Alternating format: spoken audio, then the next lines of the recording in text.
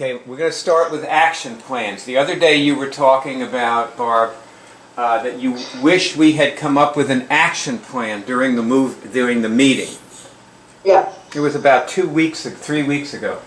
Now, Yes. I want you to tell me to go back over time and tell me all the action plans that you have for the Cure Drive that are still in effect. The ones that have, come over the years have been implemented. See if you can. Talking about, like, for example, like doing bumper stickers, having. Let's start with let's start with bumper stickers. Now that's a good action plan. Like you have gone out and handed out bumper stickers, and they're if you look at, like, what's the intent? We were talking about intent yesterday. Mm-hmm. What's the intent of that action plan? Well, it was to drive traffic to the site and also just create like cash flow to keep going on here, doing things, keep my little ministry going. Like, it was kind of like immediate. Sometimes people would give donations for the stickers, so that was like a little cash in my pocket sometimes, or a lot, or sometimes. And I guess it was to find people who wanted to have a private session, or coaching clients too. Okay, so those are some good results. I'm just talk about it with you for a second here. Okay. There's a little story that everybody on this call should hear. And I might not tell it, it's your story, but I'll try to summarize it. And then you can correct me if I say anything that's not super duper accurate or something. But basically, you were handing out bumper stickers, and you wear a sign on your chest when you hand out bumper stickers, I believe, or something like that, right? Well, yeah, actually, now I made myself like a lanyard, like a thing that had with a plastic dealie and has my Cure Drive. Yeah, okay. Whatever. Yeah, so it's something that shows what you're doing, and you went in to get something to eat at Whole Foods and met a woman who looked at the thing and got interested and chatted with you for a minute and gave you $20. Mm-hmm. Yeah, well, that was actually, what I did was I was walking around. I was up here and I walked downstairs and I was just walking out.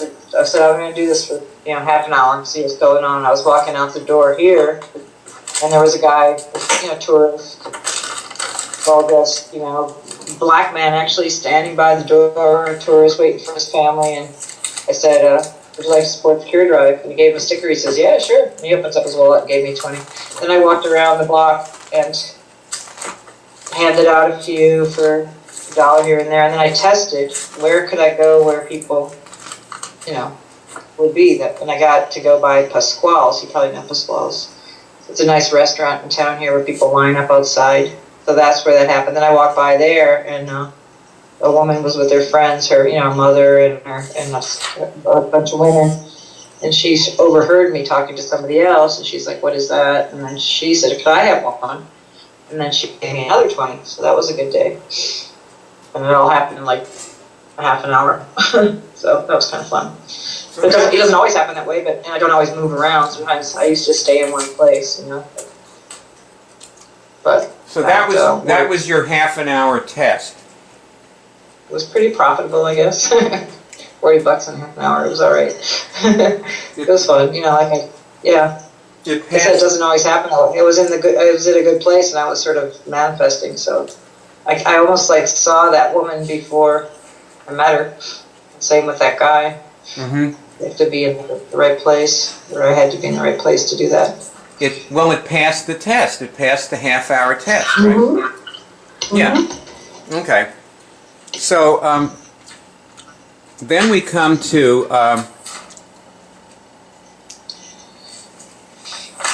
so obviously you could create money for yourself by handing out bumper stickers that would support you in operating as a minister for the Cure Drive in Santa Fe. Yeah, like if I did that every day, or if I had a regular spot where people got to familiar with me being there. Which leads me to the next thing. One of the things you said was, actually that might have been the first thing, was that the point of the bumper stickers was to drive traffic to the website. Yeah, that was hard to track because I never knew where these things go. I didn't have my name on the card or anything. Well, unfortunately, yeah. Yes, I'll say this, that actually if you were going to do that, you probably would want to hand people some kind of information about you, even just a name, the Cure Drive, address and so on. Yeah, because then you're reminding me of this because I was doing this for a couple days, and then one day, like, this kind of homeless guy that sits on this particular bench called me over. He goes, I've been watching you. He goes, I think you should hand out something with your stickers, like a little write up that says what's going on. Just giving me advice. He's like, I think he said just what you just said. It's funny. Yeah, well, like a lot of homeless guys are pretty sharp. I know. Especially around here. If they're alive, they are. Yeah. You got to give them some credit, Yeah. Well, the thing about it is, I don't know if I've ever heard of anyone coming to our web college from a bumper sticker. I ask people, where did you come from? And they always say, I found you on Google, or I watched a movie, and the web address was underneath it, and stuff like that. And by the way, don't tweet, talk, just stay with me, okay? Stop typing. Oh, I'm sorry, my screen just went black for a second. Oh no. I might have to move in a little while just to plug it in, but that's okay. Well, you look great. I won't tweet. I'll show my.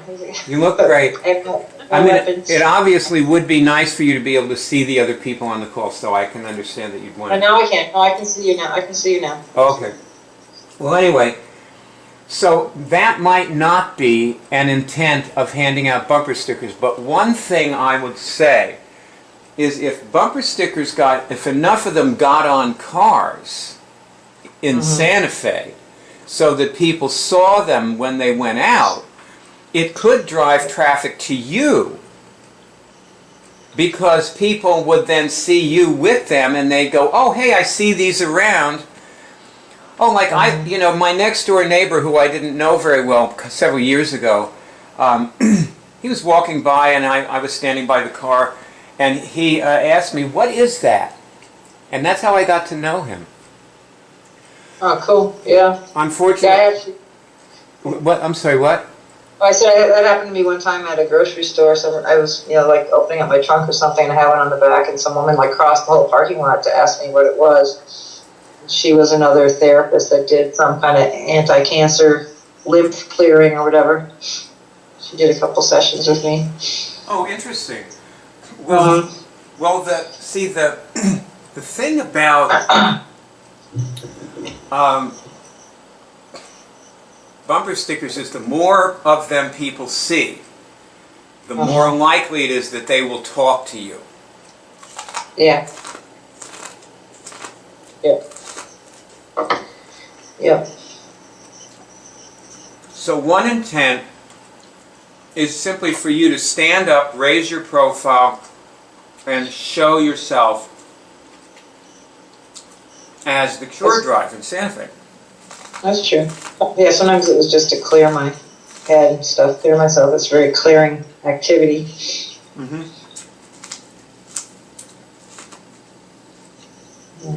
Okay. And that's something I could do with Karen. It's more fun with another person, or it's different with another person. There's an action plan that's been in effect for years, but has not been actually executed, even though you've done... See, there's a difference between doing the activity and executing the action plan. Because when you do the activity, you go out every so often and you hand out some bumper stickers, but if you're executing the action plan, you're consistent.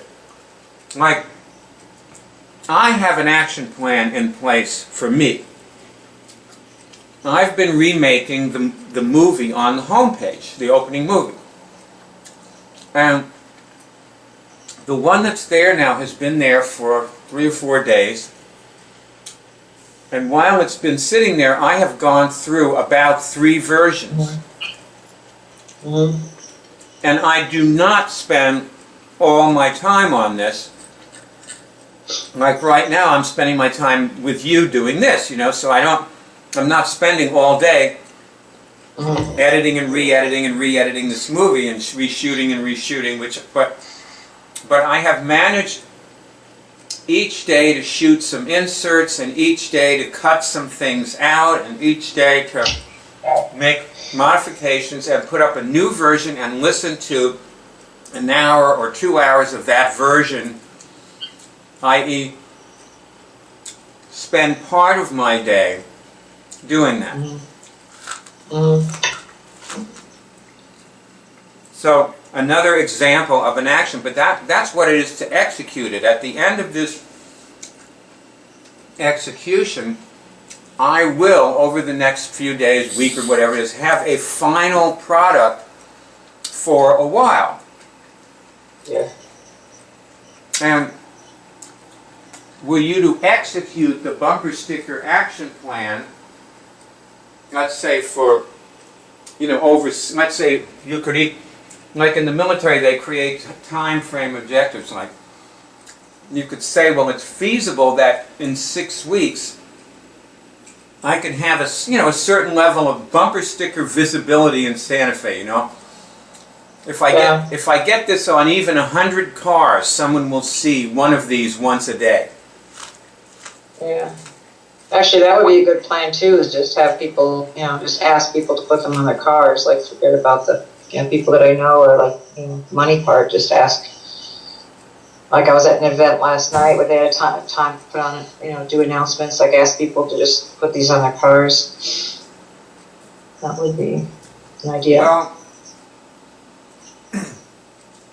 the two things are connected because, see, the thing that you don't want to do is sacrifice one aspect of the plan for another. Like, you want the money. Yeah. You can't afford to spend your time like that. And also, when people will do you a favor and take a bumper sticker, but they will not put it on their car. What you will discover is that people will give you $20 and not put it on their car. Yeah, one guy, first guy didn't even take a sticker. He just wanted to make a contribution. That's right. And so you have to see, in executing a plan, there are always a great many facets of the plan and things that come up that you never can foresee. No plan survives contact with the enemy. So I never thought that people wouldn't put bumper stickers on their cars until I started handing them out and saw it for myself. And then I realized that they wouldn't. I only saw one person out of all the people. She came back and she actually had it on her car. But I would see a number of people, because I was at the same spot, and see a number of people who had bought things for, you know, gotten stickers before. So I was actually sort of surprised. But see, well, you all were. But see, with money, like when you get money, that means that you can afford to spend more time, and that means that you can, let's say, talk to somebody who is on foot, walk them out to their car, and actually say, how about, like, and you know, and they've given you some money, and you can say, well, how about we put this on your car now? I really want people to see this, and it's important that people see it, because they don't know they can cure anything, you know? Yeah, and that happened a couple times. Our message is that people don't know they can cure things, so we have to tell them.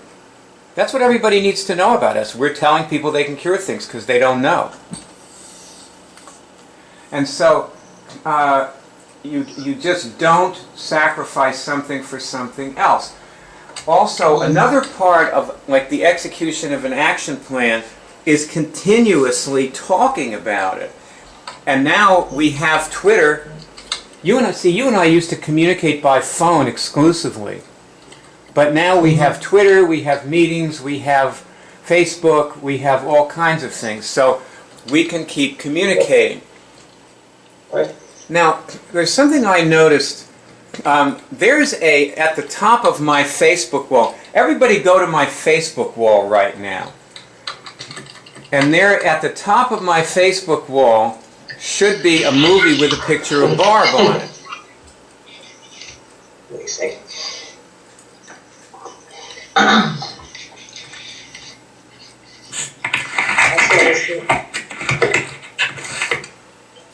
saw this thing on Facebook today. Hey, look at this cat. Where these two cavemen were out hunting. Yeah. And one guy says to the other guy, "That was a really good hunt." He goes, "Yeah, let's go back and eat." And the guy goes, "Wait a second, I got to put it right about it on my wall." And he's like, and he's like putting a petroglyph on the wall. Thanks for coming. Yeah. Facebook.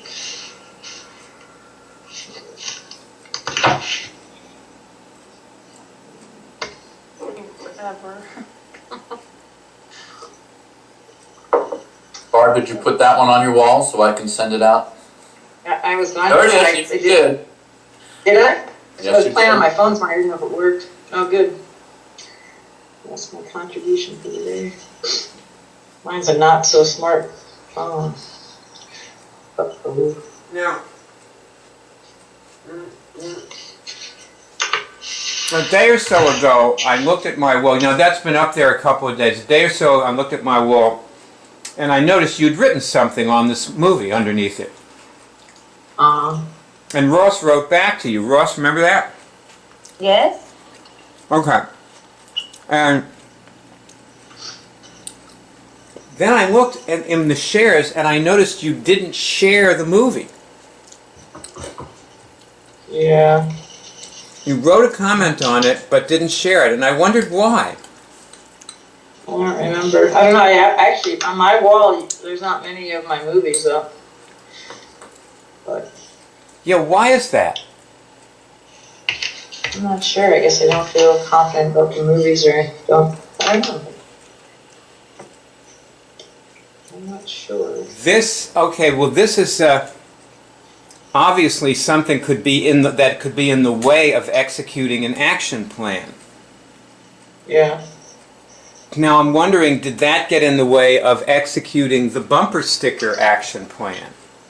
Yeah, probably. I mean, I guess I kept thinking, well, all my friends have you, and everybody else is their friends, because I passed them on. They're probably getting everything 3 times, but doesn't mean it shouldn't be on my wall. Well, that's another thing that we all have to realize about Facebook is our friends mostly never see anything that we write. Yeah. I mean, what they see is a gigantic news feed with like hundreds of people writing all kinds of things in it, and what I saw that you shared on your Facebook wall was a movie with Abraham. Oh, yeah. That was what was on your that was the movie on your Facebook wall, was a movie of Abraham. And I was wondering, like, do you think Abraham is better than you? Is that what's going on here? Maybe.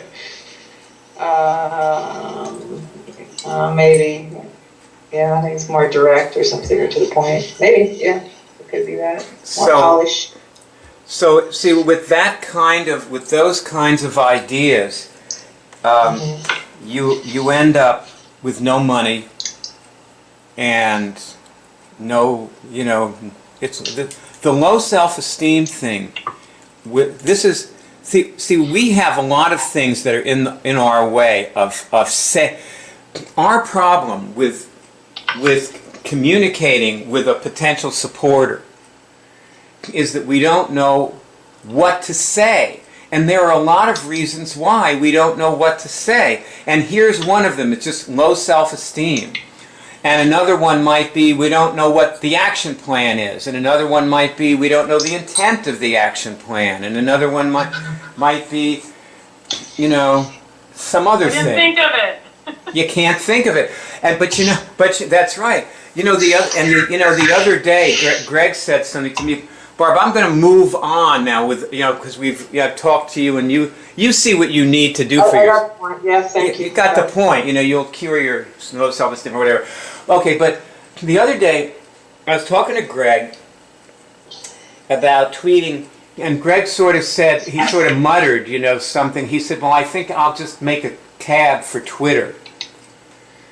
And I went like, boing, I just realized that, you see, you hardly ever see a tweet from Greg. Why would that be?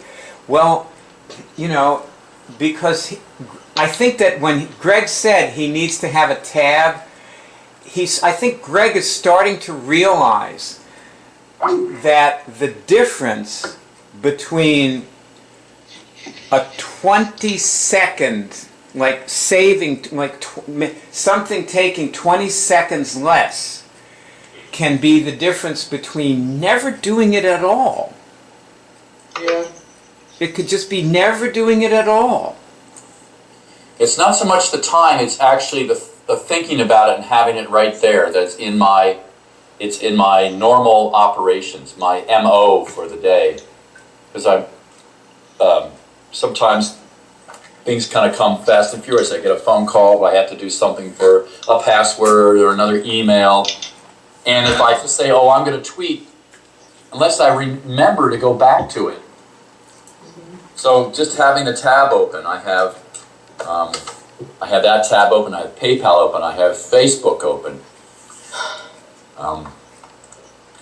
But the time with thinking about it and taking the action is for me.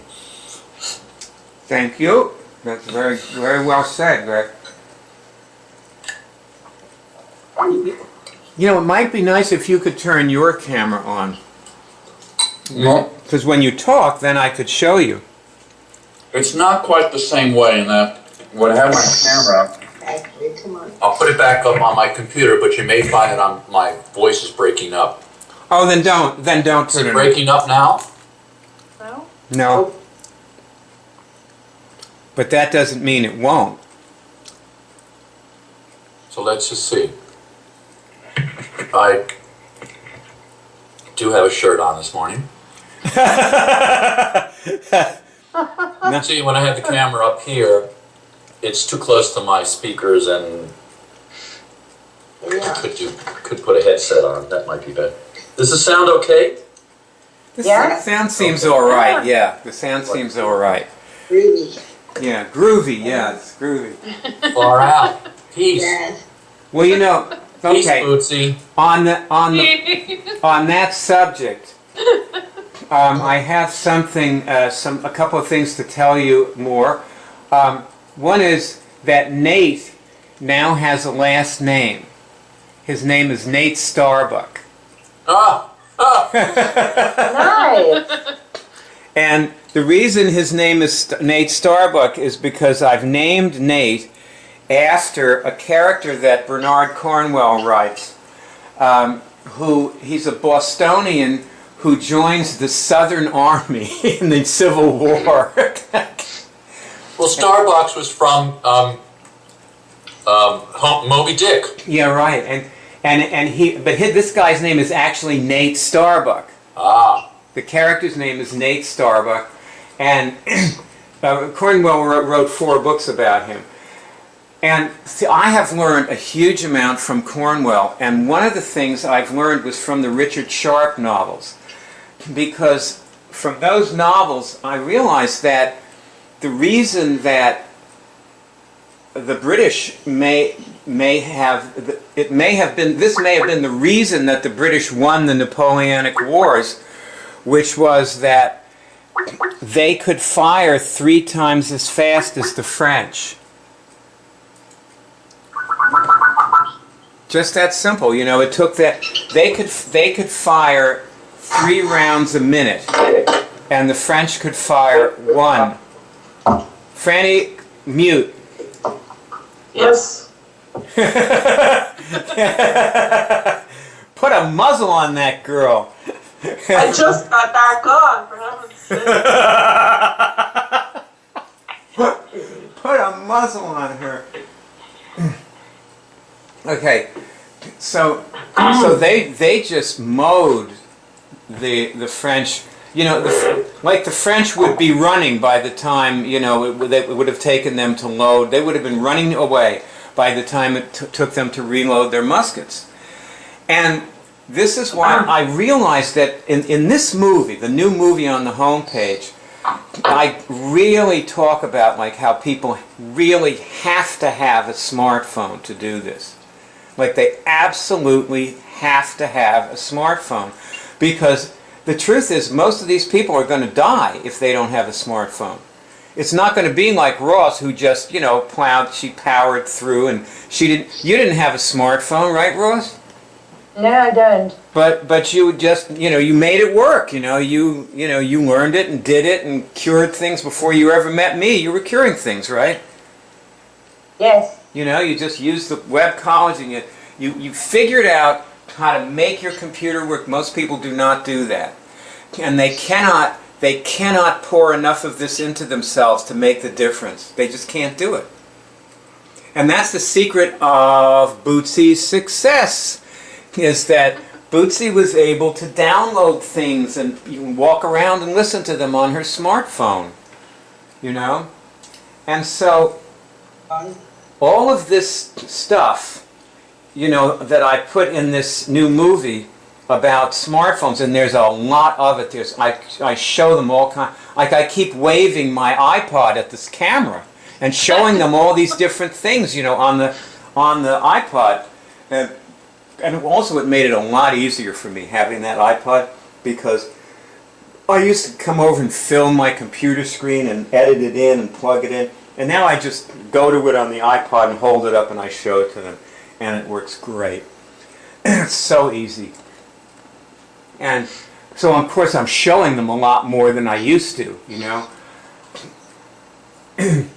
And this all is a result of two things. It's a result of you, Boots, of, you know, your smartphone thing, and that's what sort of got me started, because I realized, you know, that you were just going at light speed. When I met you, you were just going so fast, and every time I talked to you, you had done the work. And that's because you had something you could carry around. It was like, because I have had so many people that I have talked to, and they're like, no, I don't think, what was that? You know, and you had always done the work. You know, yes, I watched it. Oh, yes, I listened to it. Oh, yeah, I did that. Oh, I'm in the middle of that. And it was like, wow, you know. And I realized it's just that you have this thing in your pocket. And it's a combination of that and Richard Sharp, you know, giving this, you know, this group of new troops a lesson in reloading their weapons so that they can fire 3 rounds a minute. And within 15 or 20 minutes, he's taught them to do that, and they're not going to get killed. And that's the difference it made the difference between them getting killed and not getting killed. And so does a smartphone for most of these people. They have to have a smartphone. Like they just can't, they just don't have whatever it is that makes Ross this incredible student. You know, and of course, Ross, you're a teacher, so maybe you just have developed skill over the years that people don't have. You know? Possibly. It's possible, right? Okay, so with that, I want to have Barb and Jen play a role. And I'll be Elvis. You'll be Elvis, right?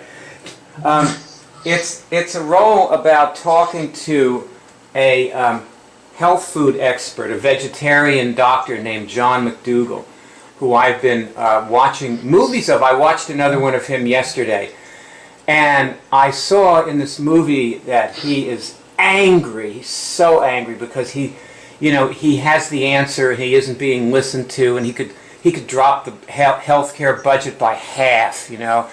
And the stark solution? Yeah, and he knows that, you know, and he's just, nobody's listening to him, and they're all listening to people who advocate eating like a ton of meat every day and no starches. Well, cut starches out of your diet, they're bad for you. Stop eating carbs, no rice, no potatoes, they're bad. They turn to sugar, they're bad for you. you know, and Not so and you know and so he's deserving. I was watching him and I was thinking he's deserving of the cure. You know, he's somebody he's worth talking to.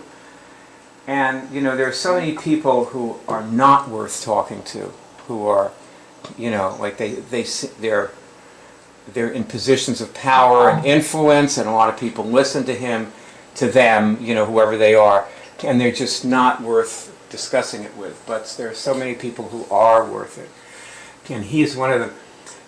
And before I do this, before you do this role play, I want to tell you a couple of stories.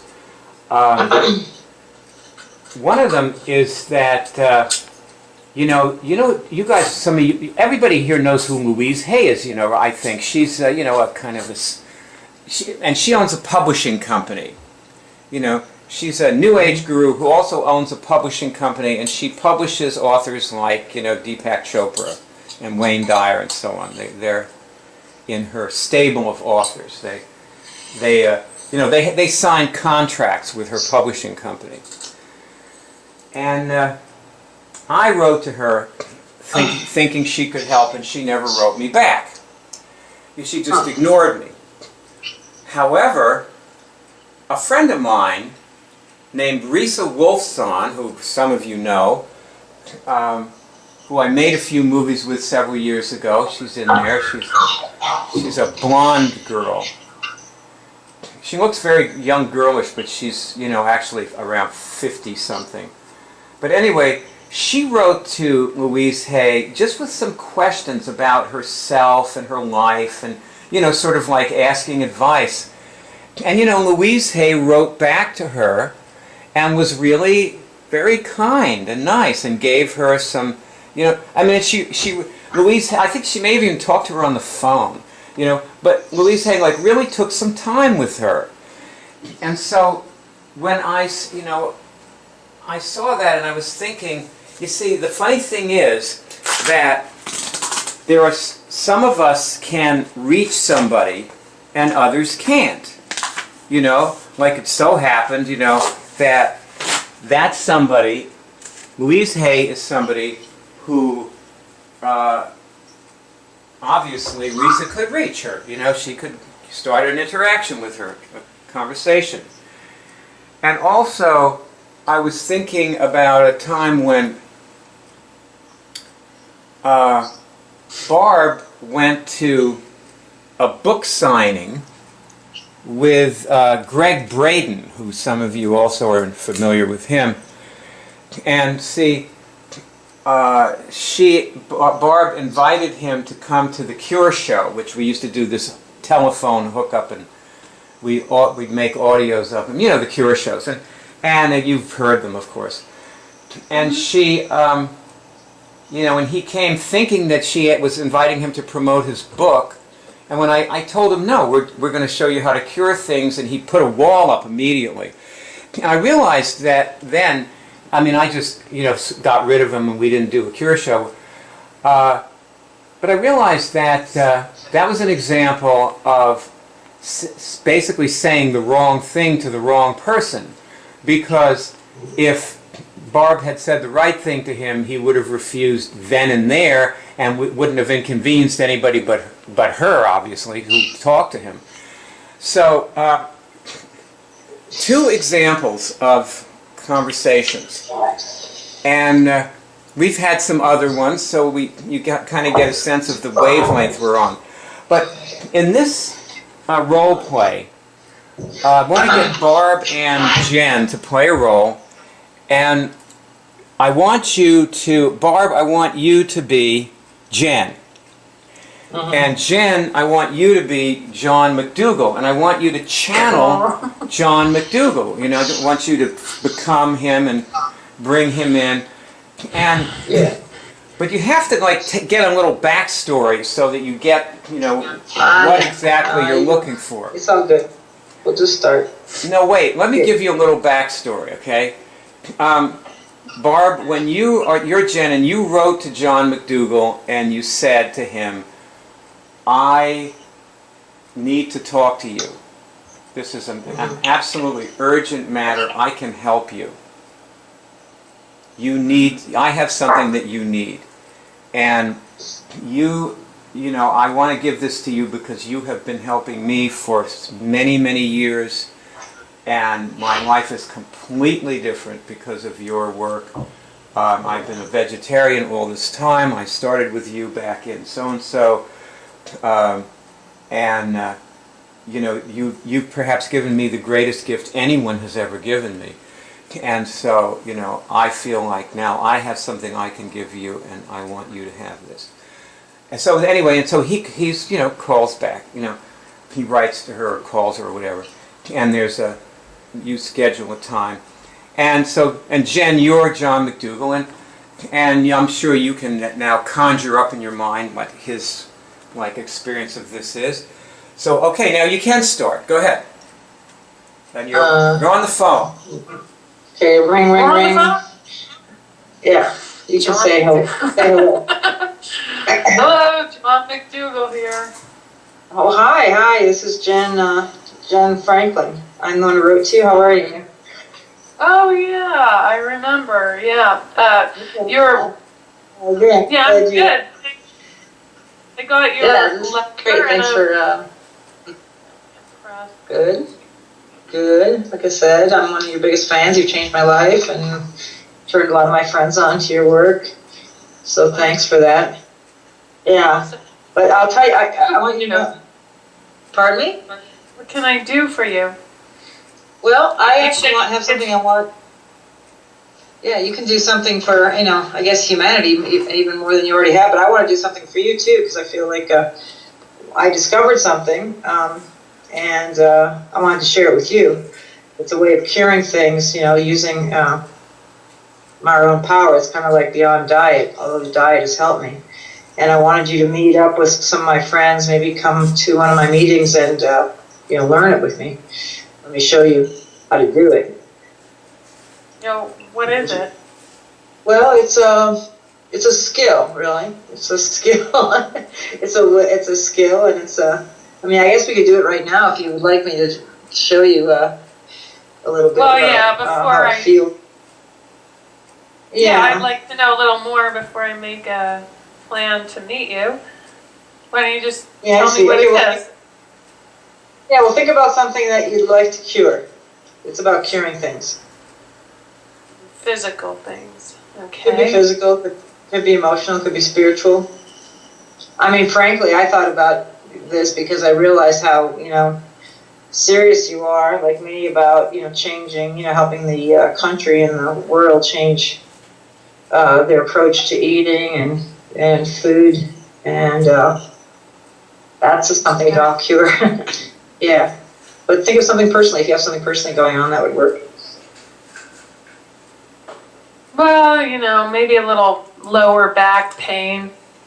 Oh, okay, that makes sense because, you know, that makes sense because I realize that you. Okay, cut.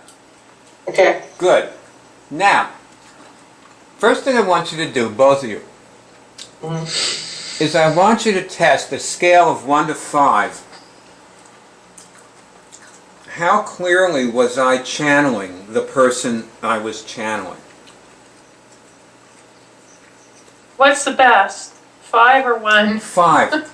Okay. All right.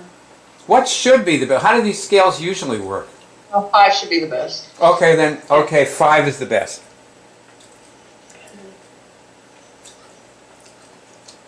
I thought I was pretty much being a good Jen. I guess you could have been better. Maybe 4.5, 4-ish. Well, what do you test? Do you test 4? 5? I actually got 5. I thought I was.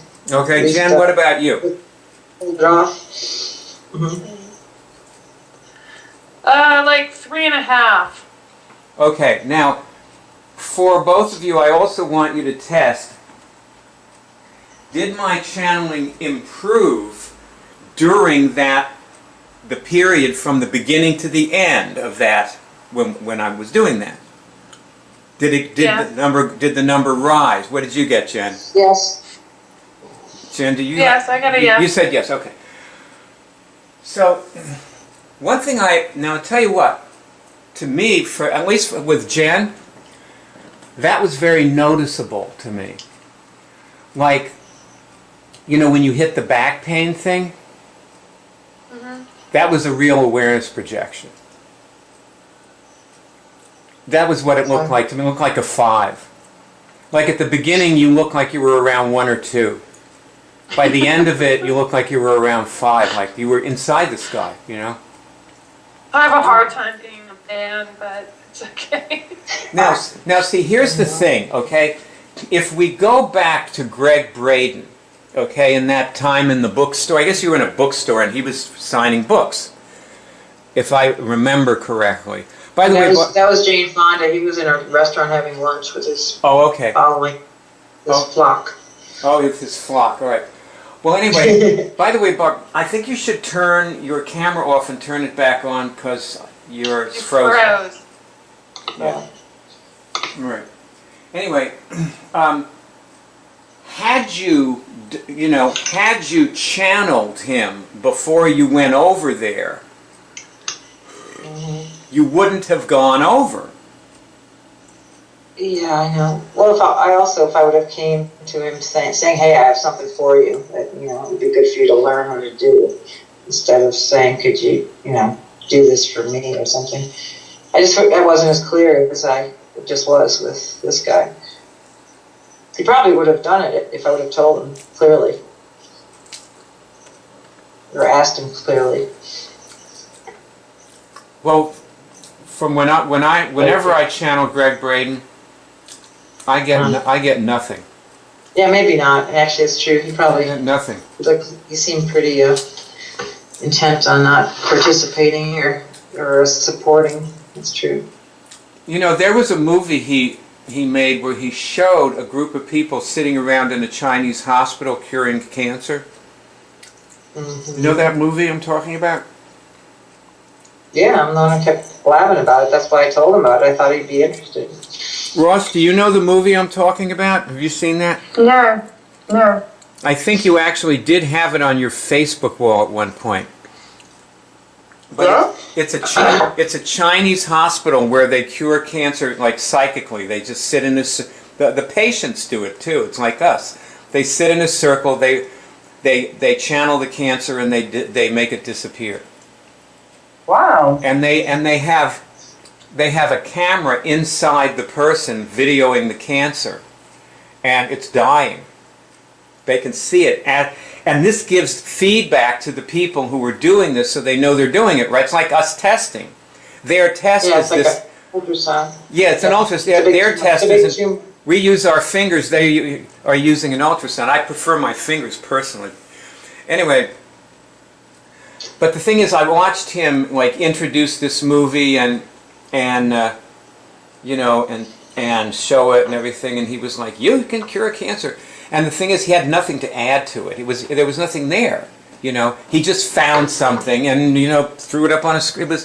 There's nothing going on there. You know. So anyway, that's been my experience. But you never know. I mean, like for it's possible that you could create the turning point for this guy's life, Barb. It's so funny because I always sort of like compliment him and bring him up in my work, and in my vision he would be saying, putting that movie and saying, hey, if you want to learn more about how to do this, go to these guys, curedrive.org. They're doing it, you know. But that wasn't his reflex, you know. Not yet. Yeah, that would be a turning point. It would be like a connection that would be made.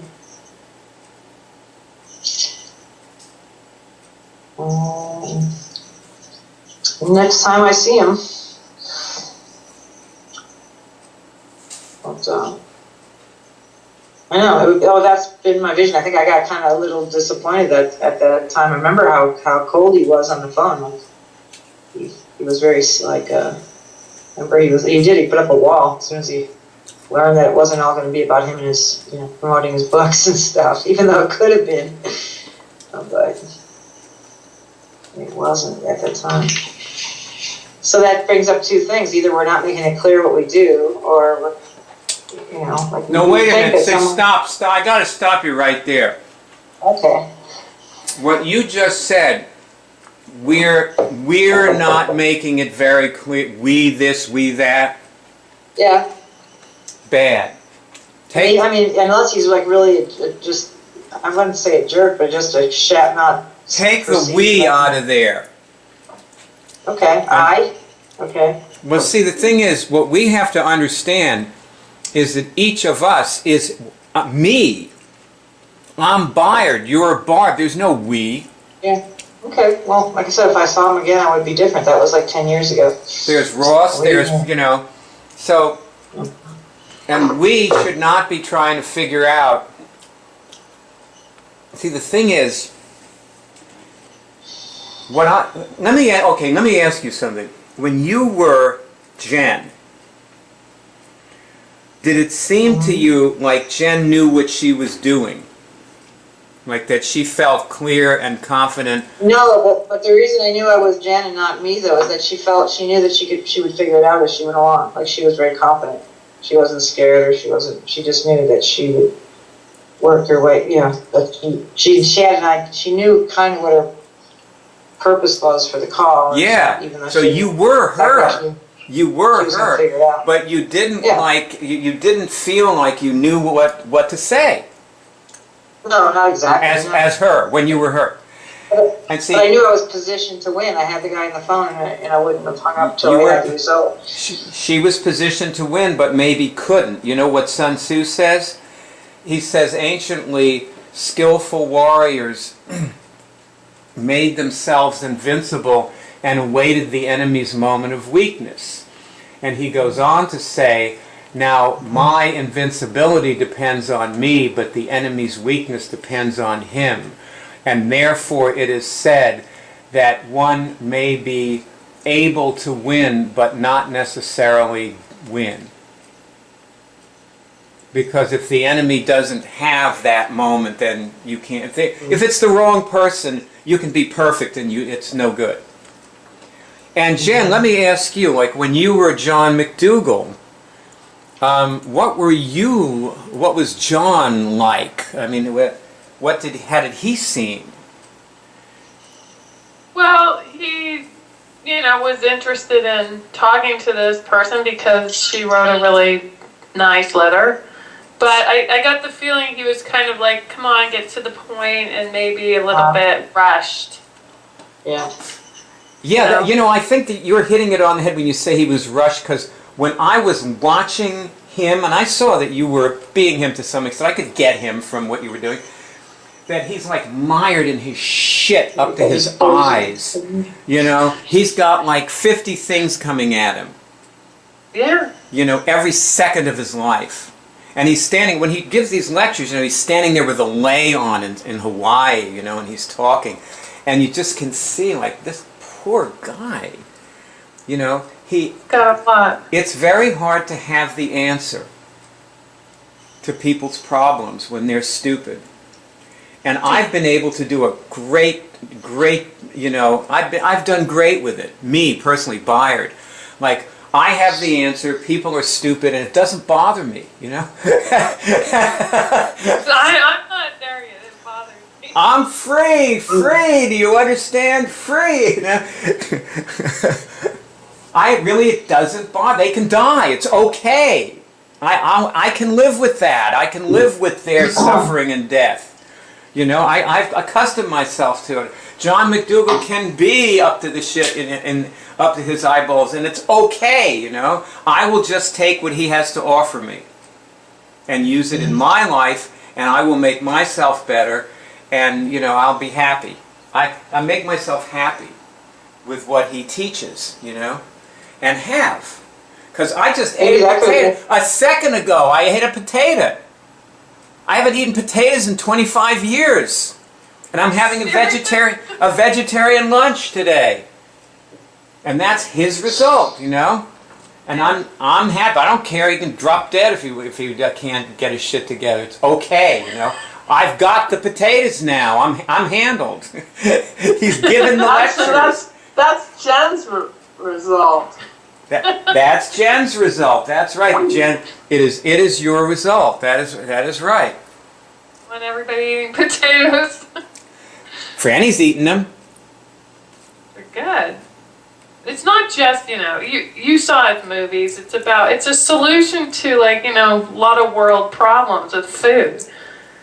Yes. It's not just health. That's part of it. Yes, saving the world. it is the solution. It's the solution to the healthcare crisis. Everything. Yeah. Everything. That's right. You've got to love John McDougall. I love John McDougall too. I do. Me too. Unless there's a potato famine, then we're gonna. Yeah. Well, then you eat rice. You just move on to the next starch. That's true. You got a lot of starches to handle. Yeah.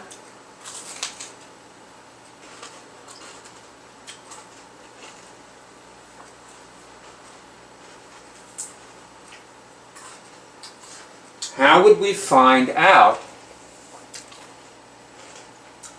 if John McDougall is the right person to talk to about the cure drive? What do you think, Jen?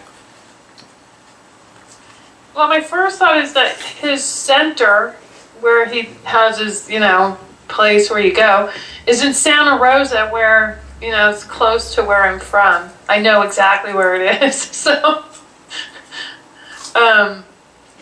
getting to him. I always think I'd love to go do, a weekend there, just, and meet him. How would you find out if he's worthwhile? Well, I could write to him, but there's no guarantee that he'll ever see that letter. The only way to find out is to talk to him. Not necessarily. No? No, like one way to do it is to say the right thing in any shape or form. And if you don't get anything back, he's the wrong person. So you just say the right thing, like today, Send an email to the center, Tell his assistant, you got to show him this. And, just write that at the top of the email and see what happens. But anyway, beside the point, but it is a good thing to know. Like, the way to evaluate people is to have them pass a test. One test is communicate with them, see what comes back. Like Nate walks over to Jane Fonda's table and he says, "May I sit down?" If Jane Fonda is intuitive enough to accept the cure, she will say yes. If she is not, she will say no. In the story I wrote, she says yes, sit down. He doesn't do anything else. He just says, "May I sit down?" He has his plate in his hand with a fork and a knife. They're in a dining hall at a spa. So there's a test. Now that test wouldn't amount to much if it wasn't Jane Fonda, like if it was just some person who wasn't famous and he says, "May I sit down?" Almost anybody in the hall would say yes, because it's like, hey, we can get to know each other here. It's a nice people, nice place. Sure, sit down, let's spend a few minutes at lunch together and we'll get to know each other. But if it's Jane Fonda, she's thinking, well, there's got to be something special here, or this guy wouldn't be asking to sit, because nobody ever asked to sit with me. They know I'm a celebrity. You can't ask me to sit down, so they don't ask me to sit down with me. So this guy's different. So there's something here. Now, do I want it or not? So she has a completely different take on it than anybody else would have in that dining hall, because of her antecedents, her background, her life. See. So, I'll tell you what. Let's pretend John McDougall is at a book signing in Santa Fe. And Barb's there. And you be Barb. I'm sorry. Wait a minute. How do we do this? Jen's Barb and I'm McDougall. No, actually,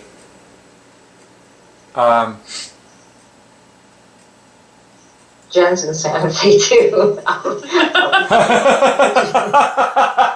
I'll be Jen again, and then she can be with you. no, you know what? I think I'd like to play a role where I'm John McDougall, and we've made an appointment because I got your letter, and you're Okay. calling it. It's 1 o'clock, and you're calling me, and let's see, who shall I be? I think that let me be John McDougall for a moment, and Barb, you be Jen. Okay. John, Well, hi, this is John.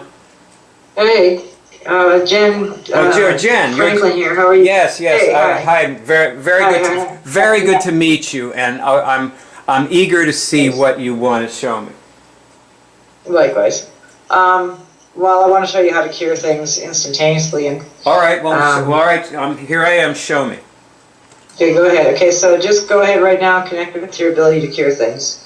Take a, Okay. take stock, take a breath. I'm not exactly sure how to do that, but Well, you're kind of like looking for a signal right now through your physical body, like a change in your energy.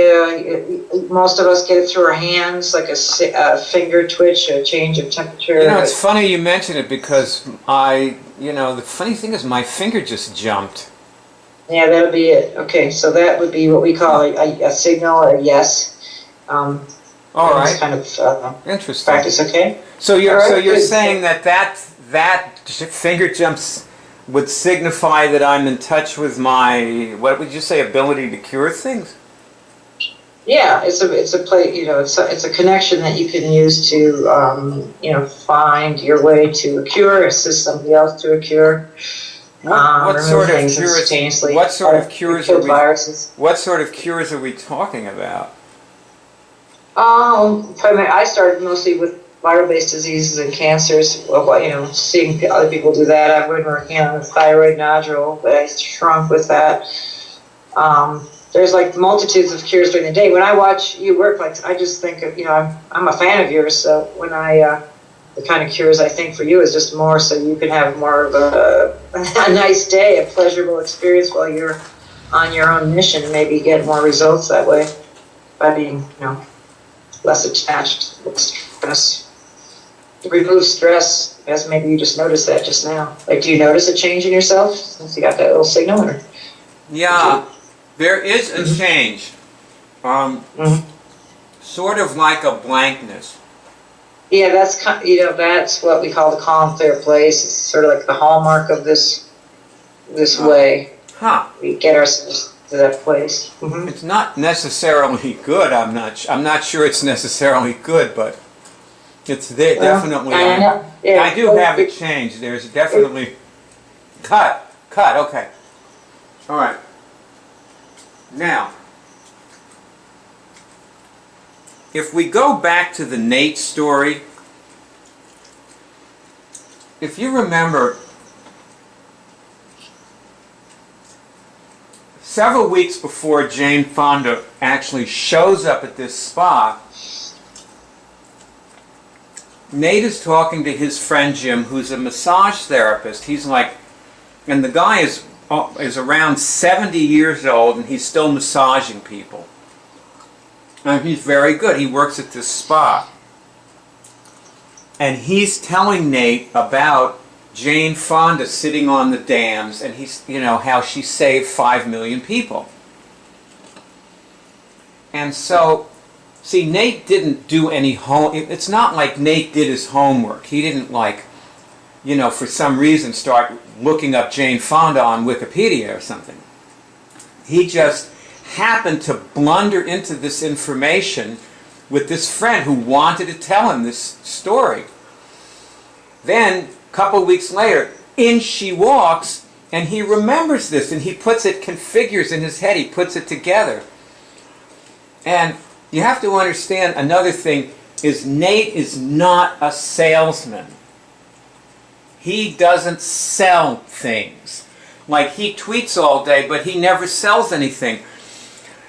And in all the time that he's been tweeting, there is only one person who ever asked him to coach, to pay him to coach him. This one guy. And from this guy getting coached, after Nate started tweeting about coaching the guy, then another person asked to be coached. But Nate has 8 clients, and 6 of them were referred by other people. Like these 2 guys referred some, and then some of the new ones referred some, and so on. So almost none of his clients come from tweeting. They come from people. And also, he's helped a lot of people, like hundreds of people, who were tweeting with him. He's helped back and forth, giving them, like recommending lessons for them, or sending them a link to a movie, or just advising them to try this or something. And he's talked to people on the phone. He's like Ron Brody and Ross. Ross, how you like cure people at the school? Yeah. Well, Nate has been like curing people at Barnes and Noble. When somebody has the flu, they go to him. They know. I think people, like when somebody gets the flu there where Ron works, like this, and he tells a coworker, I think I'm getting the flu, and the coworker will say, go out to the caddy shack and talk to Ron. Because at this point they kind of know, Ron does that. He gets, he helps people with their flu. So,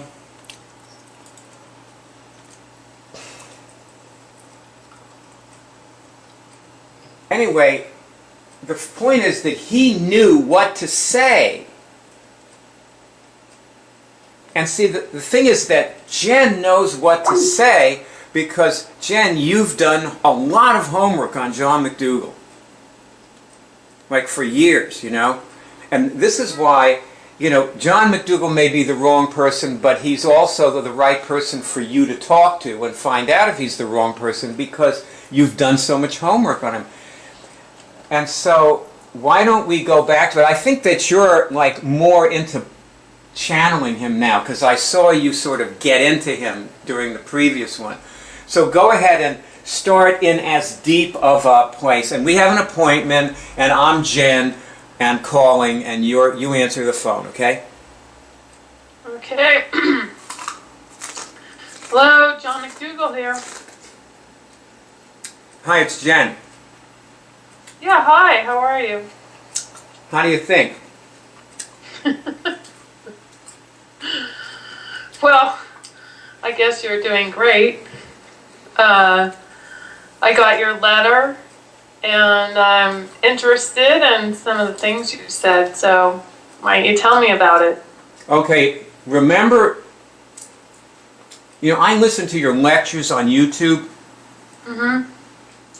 Remember what you said about HIV? Yeah. It's not a diet-based disease. Yes. So therefore, you can't cure it by being a vegetarian. That's true. I'm going to show you how to cure it. In the next 5 minutes or something. So, but before I show you, I'm just wondering, like, what are you going to do with that? Well, do you have proof that you cure this? No, because I never had it. Okay, well, do you know of somebody that's cured it? Yeah, I have proof that other people have cured it. Well, that's what I mean. Well, why don't you show it to me? Let's go from there.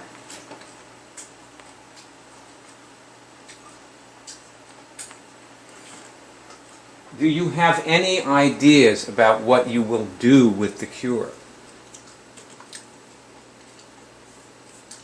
Well, if I have a cure for AIDS, HIV, I would do everything in my power to give that to people suffering from HIV, of course. Do this. You're going to ask a question and look for a signal. And the question is, can I cure things? And the signal is like a little finger twitch or something. So go ahead. A finger twitch. Okay.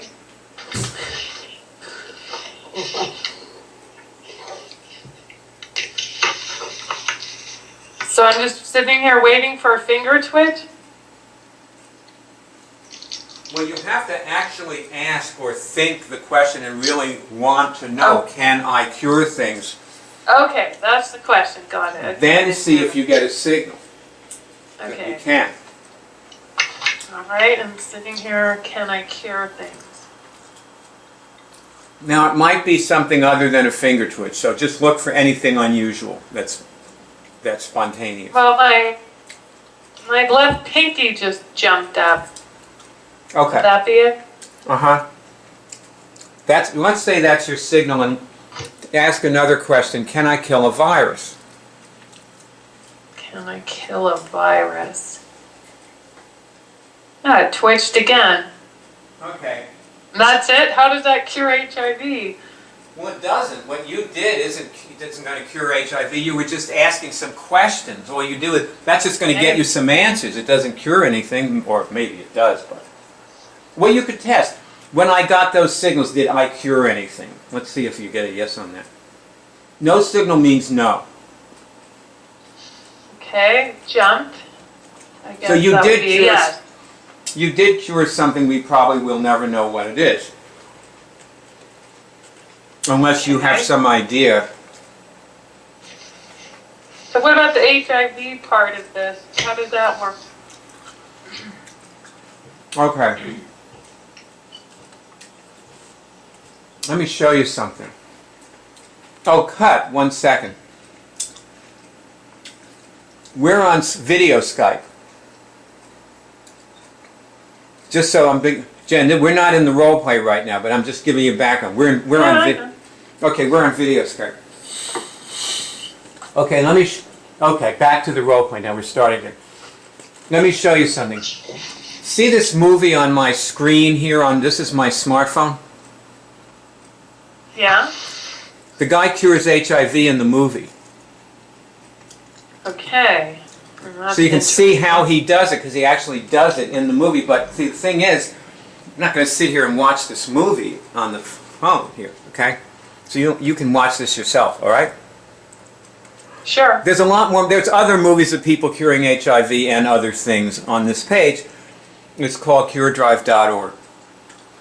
And just click on them. Click on them and they play. So now I'll tell you why I'm showing this to you and what I want. The truth is, I don't exactly know what I want, but what I want is what you said before we started doing this. I want you to create some cures. Like, you know, I'm sure you have some people there that you can cure. If you want to put me on the phone, I will do that. If you want to learn some more, we can do that. I will give you whatever you need to do this, because I want to help you, because you helped me beyond measure in my life. I will tell you that what you have given me, I look the way I am, and I have the life I have, and everything. It's, you know, I got this from you. You know, that you know, eliminating meat was one of the key things that I ever did for myself. So I'm happy to hear that. And I believe in you. You know, I'm somebody who I truly believe in you. Cut. Okay. So that is an example of what can I say, a conversation. Like, what was it like to be him in that conversation? What was it like? Mm-hmm. Well, he was interested. I mean, you know, he wanted to talk on. He read the letter, so he's willing to at least look at what hear what I have to say. And he wasn't expecting that, but I think he was, you know, he was interested. It got his attention. I think that this is a person who is in overwhelm. And he is also, I'm trying to think,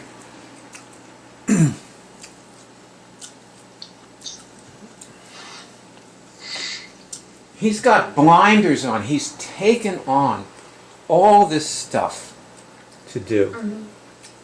And the clinic, writing books, and all this stuff. And anyway, this is what was coming out of you when you were him. This is what I was seeing. Is there, no matter what it is, he doesn't want another thing. You know, the camel is loaded, you know? That's what I was getting when I was looking at this guy.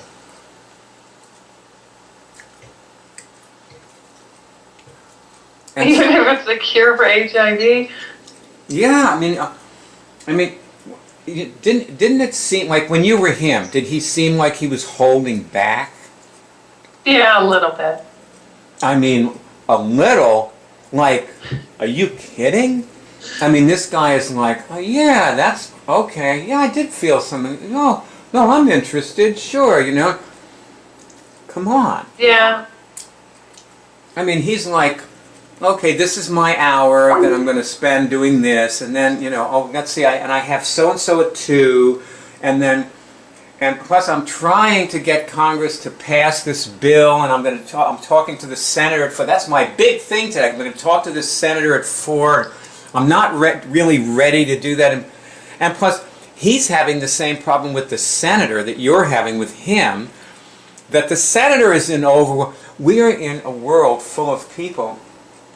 You ever have your car, like it runs out of oil and the engine starts to run hot, there's a lot of friction, and after a while the engine just seizes. And that's what people are, they're running in, like this kind of awful treadmill. Mm-hmm.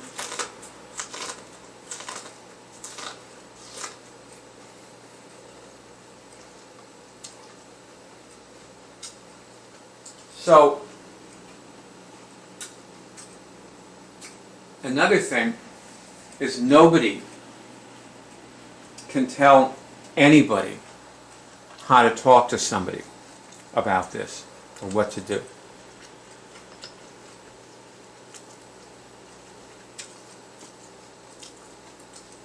For example,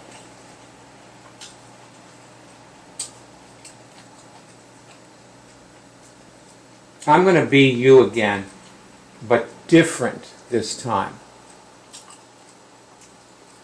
Just a different way. So, I want to go back to the place where he gets the third signal. He cured something. Okay. So we're not going to go on from there about what you want and stuff. But we're at that point where he cured, he says, yes, he got a yes on the signal. He got the yes signal. Okay.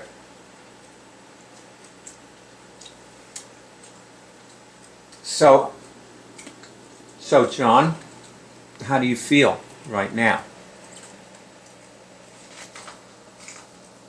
I feel a little bit relaxed, more relaxed than I was. Mm-hmm. How does this seem to you?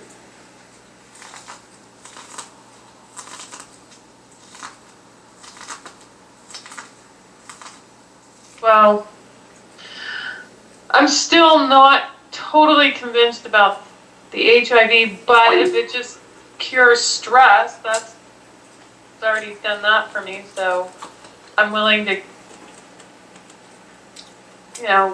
look at it a little bit more. How do you feel right now? I mean, like... Well, I feel pretty good. I have a lot on my mind. I had a lot on my mind when we got on this call, but it's dissipating. You seem a little like lethargic. Yeah. Is that good? It just is. That one. What? It just is the way it is. It is what it is. I mean, do you like being lethargic like this? Does it No. But I have a busy life. I have a, So, so you suddenly cured a couple of things, and what was underneath all that revved up thing of you is this lethargy. That's what was there. Yeah. And I can see that. that's the friction, the drag, you know? Yeah. Mm-hmm. So you know what? I'll tell you something else I just noticed. Somebody just handed you the cure for viral-based diseases and cancer, and do you know what you said? Do you remember what you said a minute ago? You said, I'm willing to look at it a little more. Yeah. That's you.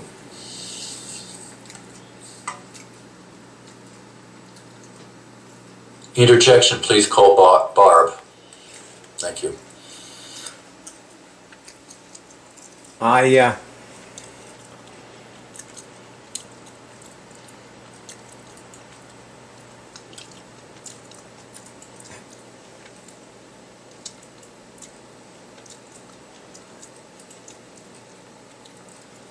So, do you want help? I'll help you. I mean, do you want help? Or you want to keep going on Yeah, like this? I do want help. Okay. Because your first step is your own cure.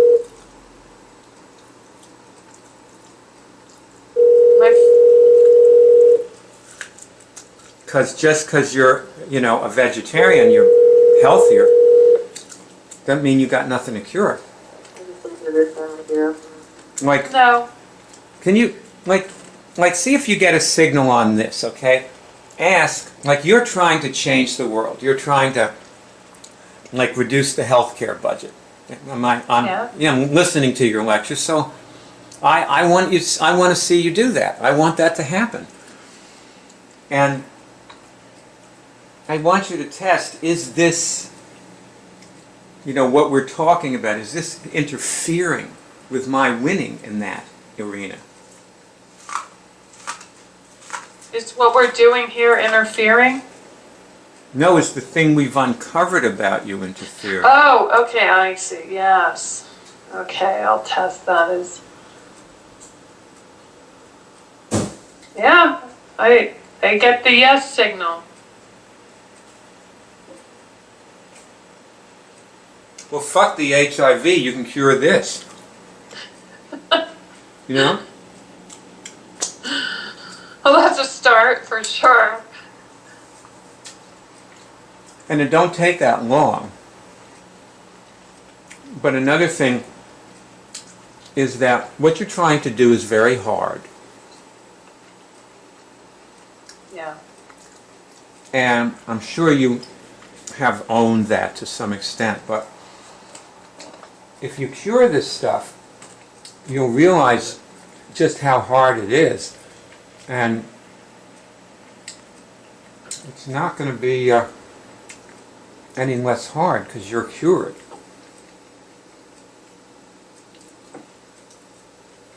You know what I'm saying? Yes. Boy, you look like you're ready to go to sleep there.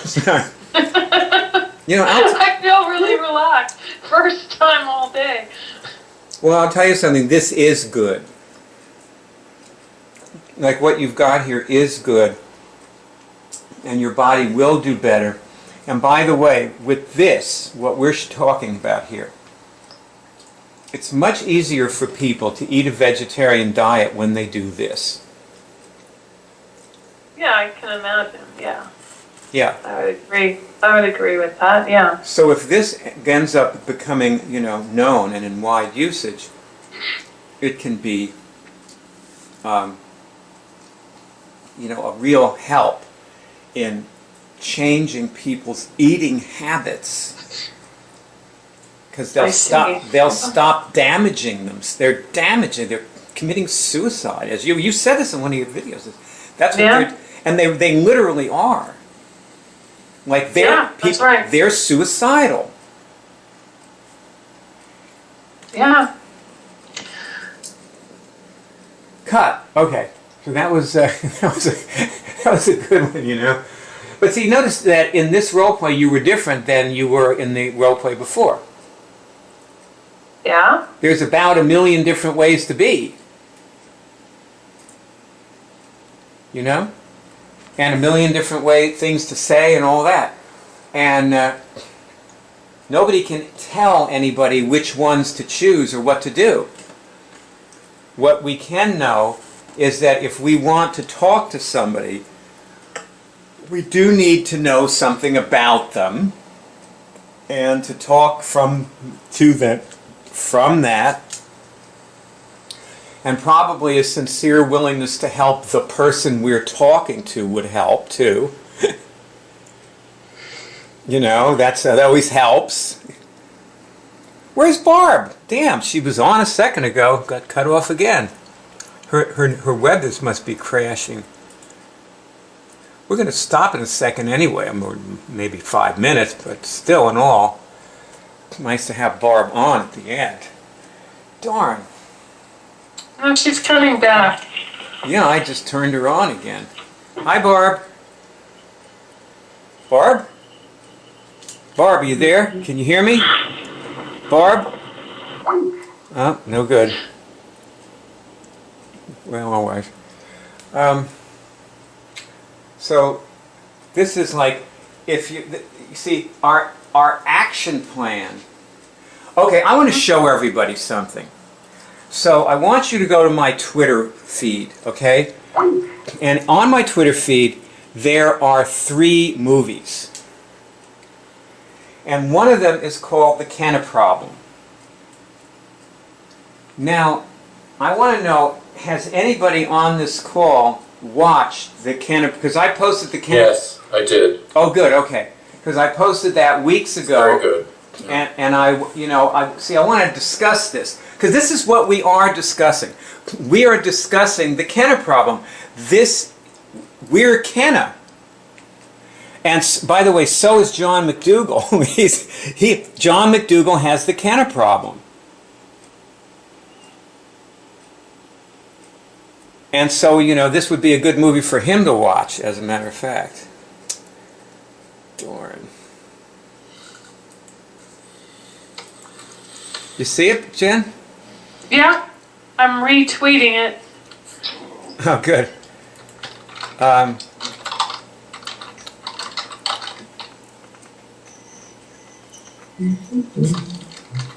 Barb, are you there?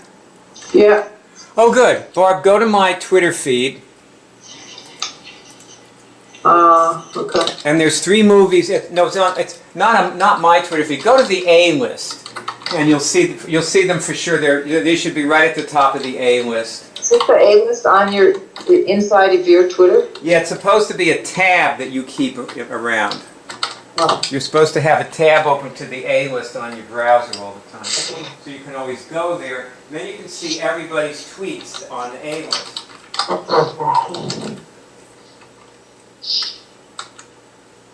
Everyone who is anyone is on the A list. Poor Greg Braden, you're cranking, huh? I'm just kidding. Yeah, I knew you were. Just kidding. What do I do once I get there?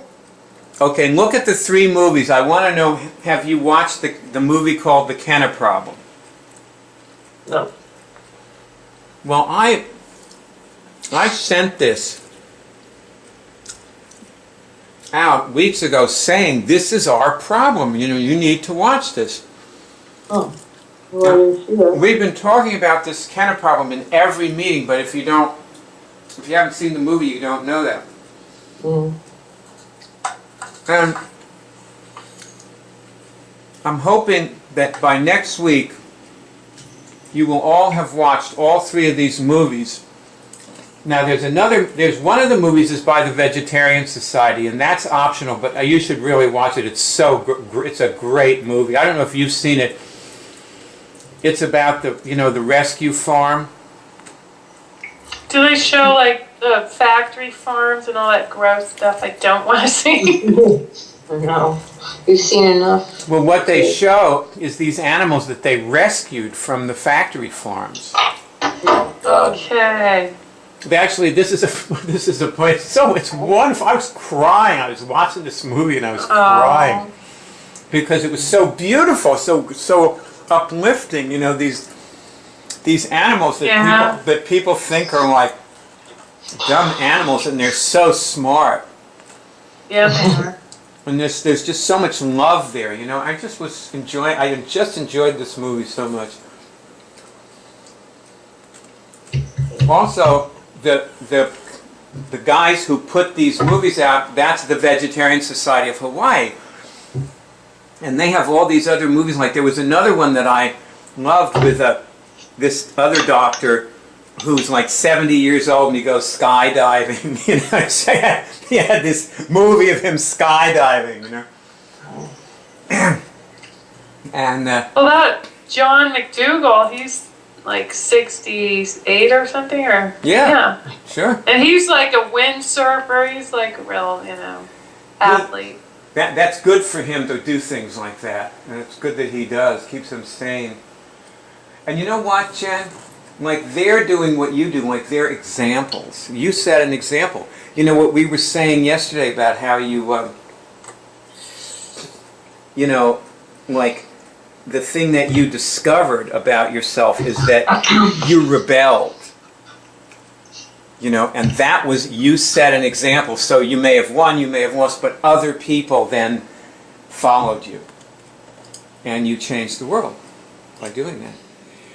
And I've always thought of you as a world-changing person.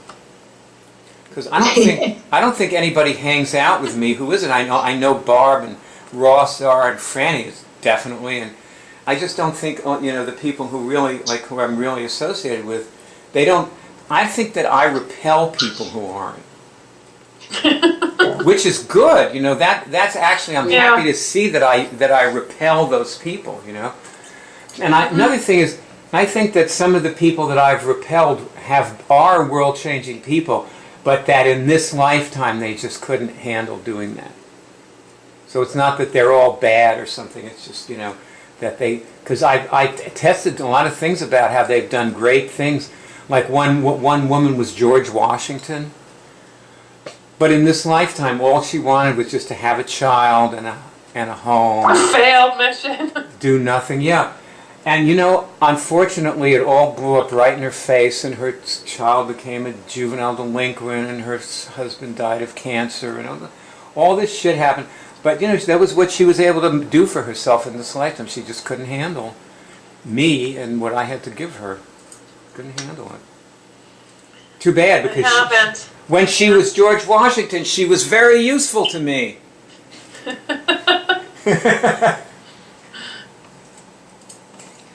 And she was kind of like Washington in this life. But of course, if you know much about Washington, Washington couldn't have kids and always wanted to have kids, and so he, it was just all the stuff that didn't happen in that life he was trying to do, in this life. Too attached, too much attachment to it. We can't be attached. Yeah. Anyway, I get it. So this is it, guys. The please. Yes, I just want to reiterate. Because you're tweeting, you're causing things to happen among us. I don't know if anybody else is reading our tweets or anything, but we are really coalescing as a unit, and we're getting more results during the week. And that's why I called you, Jen, because you tweeted, and I also saw Greg, when Greg tweeted, I saw some things about you, and that's some, then we talked, and some things happened from that, and Ron tweets, and Ron could actually end up being a real CureTeam member, which he is. In his heart, he is. He just works when the meetings are, so... Yeah. And so on. So, okay. And also, Barb, thank you for keeping me posted about yourself. Because, and just remember, I read your tweets, and I know, I better be careful. And also, Ross, I love your tweets because I can see how you're holding your own, and you have these crises that would have taken a lesser person down in your life, you know, that are happening now in your life with your husband, right? And you're there? Yeah. Oh, me? No, Ross. Oh, yes. Oh, Ross, My you, husband, I thought you were talking to Barb. Ross, you. And I was Yeah, me too. astonished by the word husband related to Barb. Well, Ross, your picture froze, and we're going to hang up now anyway. But I just want to say that I'm so grateful to you for keeping me informed about, because I read your tweets morning and afternoon. I read them, and to know that, you know, your husband is scared, but you're linking your higher bodies with his, and it's making a difference, and he's less scared. It makes me so happy. Yes. And tweeting is helping me a lot because I'm sharing. So it's like the weight is not all on myself. And that's important. Mm-hmm. You mean you're passing the weight along to the rest of us? Yes. Mm-hmm. So we can be a real team on your Yes. on your crisis. Yes, exactly. Yeah, it's like having shock absorbers on a car. Mm-hmm.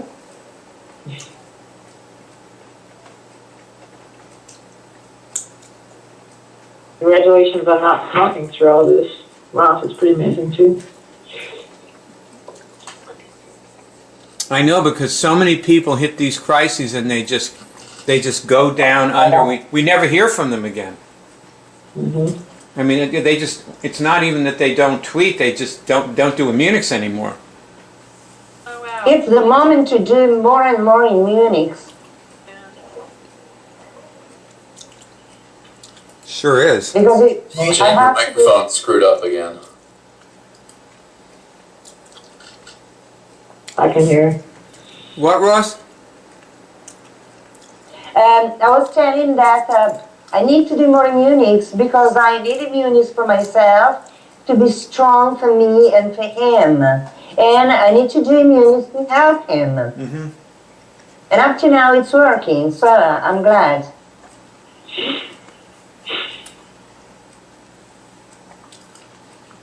Well, Jen, it's time for you to say...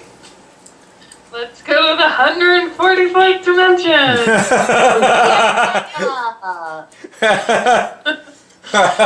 I want to stay all weekend. I don't want to go anywhere else, okay? That's my goal. I'm on the 144th dimension. Okay. Okay. This movie was given to you by HUM, World Ministry of Immunix, which enables you to cure medically incurable diseases. We also produce the Cure Drive and the iCollege of Immunix. This is the home page.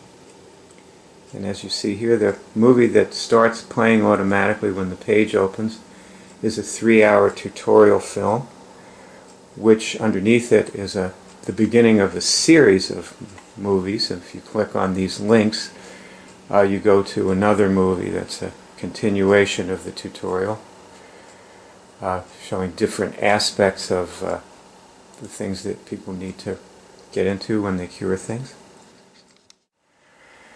The movie shows many people curing things. You'll find complete cure tutorials on the home page. Under the group at the top is another. This is a video and text tutorial, and if you click on the link, you'll see it has 10 lessons, and you can click on each lesson and you'll see that the lessons are movies interspersed with explanations. And if you continue scrolling down the home page, you'll find a huge bank of movies of people curing things. Here's one of someone curing multiple sclerosis that you can click on and these play. Hopefully this one will play in a moment. There it is. So that woman cured PPMS and MS. Here you'll find people from every continent: Europe, the US, Asia, Canada. This woman cured shingles, and in this particular movie that's what she's demonstrating. And at the top of the home page you will find links to the cure meetings that we have every week. 9 p.m. New York time, Rome time 8 p.m. Underneath the cure meetings you'll find a link to friend me. It's actually Byard. I'm Byard, speaking to you on Facebook. And you'll meet many people who are my Facebook friends there who have cured various diseases. Many of us have cured herpes, which is what I cured. Also there, if you have trouble getting signals, there is a whole bank of movies that focus on people who are just starting to get their first signals. Many of these people went on to bigger and better things, and you see them in other movies. But these are movies about their signals, how they got their first signals. At the very top of the home page, you will find above the masthead a link to the cure shows. And we documented people curing things on, we did this on the phone. There are shows on about 75 diseases, and the diseases are listed alphabetically, as you can see. You actually hear the people curing these diseases during these shows. That's post-traumatic stress syndrome from 9/11, the catastrophe. We have a show on that, and fever, somebody curing the fever, several people curing fibromyalgia, flu. We had a flu hotline, and there are many people. These people are actually curing flu, and the flu stops. It clears up during the 15 or 20 minutes of the call. It doesn't take long to cure the flu. Over here you have paralysis, parasitic parenting, Parkinson's disease. When you cure something, please join your voice with the voices of the many people who came before you by reporting your cure in our poll, which you can do right above the tally of the cures that people have reported is here at the top. And as you can see, there's a little link here. And if you click on that, you will come to a form that enables you to report your cure. This page is the hub of the Web College, and as you can see, there are detailed lessons on how to remove viruses, cure cancer. Here's a movie on the right here of a doctor who actually years ago cured the flu on camera.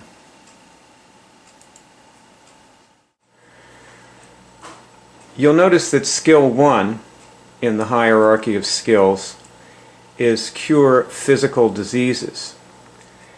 That's actually the easiest thing with this particular approach. And I've put a great many things in the hierarchy of skills that relate to curing physical diseases, such as ending trauma, working on your organs. Now, if we go into the Recode Your DNA, there are 10 applications or 11 applications, and Recode Your DNA is one of them. If we go inside here, what we see is a page with a huge amount of links. And then if we look at the links on the right, after the ones on the left which prepare you, these are the actual lessons. And you can see some of them. It might be hard for some people to see why blind installation procedure is related to recoding your DNA. And this is why we've put it in this application, so that it relates it in your mind. This is the reason the Webb College is organized the way it is to relate things for you in your mind. And obviously there are a huge number of things, like if you're curing cancer or herpes or any medically incurable disease, it's obvious that there are a great many things that you have to learn. And they're different for everybody. You do not have to learn everything that's listed here. And in fact, cure is instantaneous. And it's always unexpected how it will come. Like, watch these women. They're going to give you a perspective. This is a good way to conclude this little overview I'm giving you here. Say, can I go to the 144th dimension? See if you get a signal on that. Can I go to the 144th dimension? Can I go to the 144th dimension? Yes? I guess I can. Go ahead and do it. Okay, both of you go to the 144th dimension. I'm taking myself to the 144th dimension. Me too. No stopping for gas on the 8th dimension.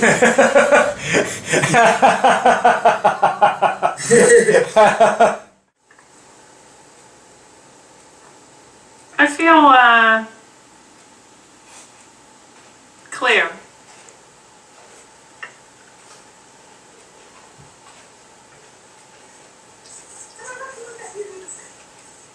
I feel less interested in anything below the 144th dimension. Can we stay here all the time? I know, exactly. Well, I mean, this would take a lot of backstory, but there are some decisions that my family's making that I now feel clear about. Yes, because when you have that perspective from the 144th dimension, Yeah, you simply don't care about anything as much. that's exactly it. But I don't care doesn't sound so good. Well, see, that's right. That is it. That's really Not what in it is. effect. When people hear we say we don't care, they go, "Well, God, that's sick," you know. Okay, I know. It's a good thing.